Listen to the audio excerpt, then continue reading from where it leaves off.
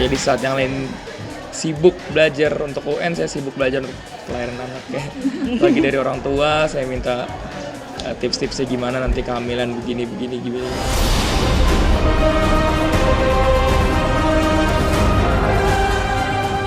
Inilah Intens Update hari ini. Usianya memang baru saja 18 tahun pada 4 Februari kemarin, teman sebayanya pun masih berjibaku menyongsong persiapan ujian nasional. Namun Muhammad Alvin Faiz yang tak lain adalah putra dari Ustadz Arifin Ilham sudah harus memikul tanggung jawab besar. Pasalnya sang istri Larissa Chow yang dinikahinya pada pertengahan tahun 2016 lalu saat ini tengah hamil 5 bulan. Begitu antusiasnya menyambut kelahiran calon buah hatinya yang kabarnya berjenis kelamin laki-laki, Alvin telah menyiapkan kamar serta perlengkapan calon buah hatinya itu. Seneng ya tadi mau nunda ya, terakhir kita wawancara bilang pengen nunda, Allah manakan punya anak gitu. Pertama kali USG sih nangis ya, nangis bahagia gitu kan. Abi juga senang karena mau jadi kakek muda gitu. Kakek muda, ibu saya jadi nenek muda. Senang sih ingin menyambut anak pertama karena nanti kalau dia udah mulai umur 20, saya umurnya masih 30. Sekarang aku udah menuju kehamilan 4 bulan. Mohon doanya semoga nanti anaknya diberi kelancaran untuk kelahiran dan nanti anaknya menjadi anak yang soleh, menjadi kebanggaan aku dan semua keluarga juga, bermanfaat untuk umat dan sekitar. Kemarin udah USG, jenis kelaminnya laki-laki, alhamdulillah sesuai harapannya pengen anak pertama anak laki-laki, begitu aja, mohon doanya ya. Iya dia hamil, mual-mual jelas, sensitif ya, dia nggak hamil sensitif gimana hamil. Lebih sensitif dari indera penciuman, pendengaran, dari hati juga dia butuh perhatian gitu, lebih mau diperhatiin sih sejak hamil ya, namanya juga lagi hamil gitu, disenggol sedikit bahaya gitu. Ya wajar orang hamil gitu. Belum tuh. Ngapain nyiapin? Yang disiapin tuh kamar, kereta bayi, susu. Udah, masa nama disiapin? Nama belakangan.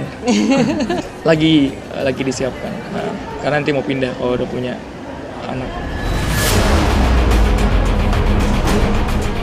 Lalu benarkah selain tegang menyambut calon anak pertamanya, Alvin juga tengah dipusingkan dengan beredarnya akun di media sosial yang mengatasnamakan ayahnya yang berhasil membuat sejumlah selebritis percaya dengan akun palsu ini. Iya, ayah saya nggak punya Instagram. Setiap Instagram entah yang mengatasnamakan ayah saya, Twitter palsu semua. Itu followersnya udah baik banget sampai di follow saya Mansur ya. Sampai katanya di follow Umi Pipik, Melly Guslau juga, artis-artis sudah pada follow gitu. Akhirnya ada satu peringatan dari satu followers, ini kenapa nggak, ini palsu atau asli gitu. Jadi udah mulai saatnya mungkin sekarang saya akan viralkan kalau ini Instagram saya palsu. Saya cuma punya Facebook. Orang jadi menganggap Ustadz Arifin Ilham kok di televisi atau di mana kok lembut, tapi kok di sosial media kayak keras. Emang akun itu emang kadang agak provokatif postingannya ya. Kok begini beda, ini bukan bahasanya Ustadz Arifin Ilham, kok bisa begini gitu. Dan akhirnya setelah saya share di sosial media kalau itu akun palsu, akhirnya banyak yang sadar gitu. Oh iya pantesan, beda bahasa sama di Facebook. Inilah Intens Update yang kedua. Pasca menjalani masa recovery cukup lama hingga harus dikarantina, akhirnya Abdi Negara, gitaris grup rock Slank, bisa bernafas lega dan telah kembali ke Jakarta setelah menjalani operasi transplantasi ginjal dan dirawat secara intensif di sebuah rumah sakit di Singapura akhir Desember tahun 2016 lalu. Kabarnya saat ini ginjal yang bersarang di tubuhnya ternyata bukan berasal dari anaknya yang sebelumnya digadang-gadang menjadi calon kuat sebagai pendonor ginjal bagi Abdi. Lalu siapa pendonor ginjal untuk Abdi? Benarkah jika Abdi masih harus menjalani perawatan secara steril? Akhirnya orang yang kerja sama dia lama banget itu faktornya adalah gimana cocoknya kan, walaupun orangnya udah ikhlas atau itu, kalau ininya nggak nyambung ya ini maksudnya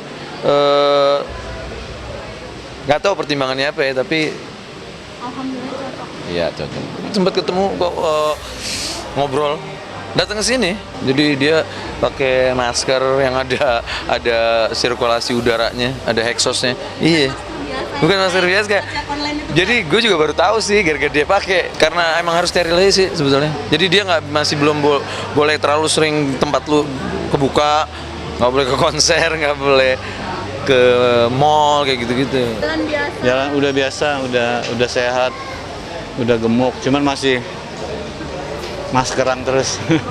Abdi kan baru operasi ginjal November kemarin, sampai hari ini kesehatannya baik. Kita kan selalu bilang dulu istirahat. Kan ada obat medis sama obat spiritualnya dari kita. Sampai terakhir ke potlot minggu lalu ya, datang gue bulan ini operasi, bulan ini nanti ulang tahun gue bulan Juni gue main lagi kan. Jadi udah semangat bahwa Juni besok insya Allah ikut bareng main lagi.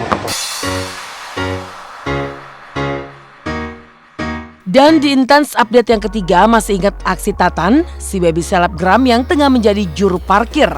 Kalau parkir mobil gimana?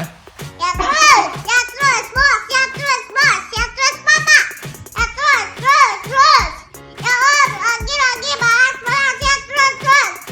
Karena aksi lucunya ini, nama Tatan langsung menjadi viral hingga kini. Selidik punya selidik, ternyata aksi Tatan menjadi juru parkir itu bukan sekedar gaya. Bocah lucu ini sehari-harinya memiliki kebiasaan menjadi juru parkir jika melihat ada mobil yang tengah akan parkir di depan rumahnya. Maka seperti inilah ketika Tatan menjadi juru parkir bayangan yang ia lakukan dari atas balkon rumahnya.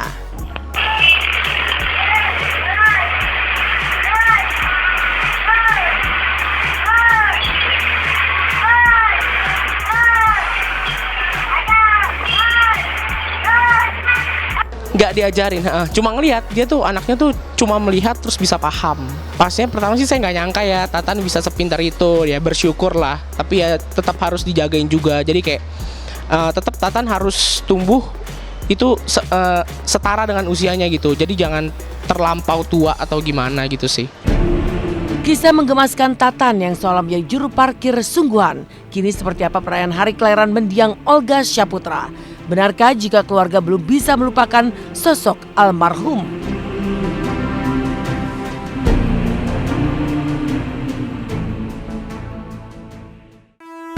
Selamat pagi pemirsa, kembali lagi bersama saya Mila Rahmawati.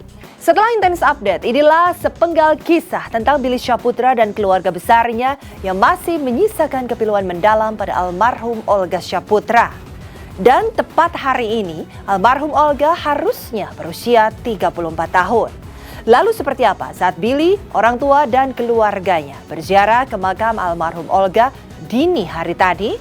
Benarkah Billy dan orang tuanya masih belum bisa melupakan sosok almarhum Olga?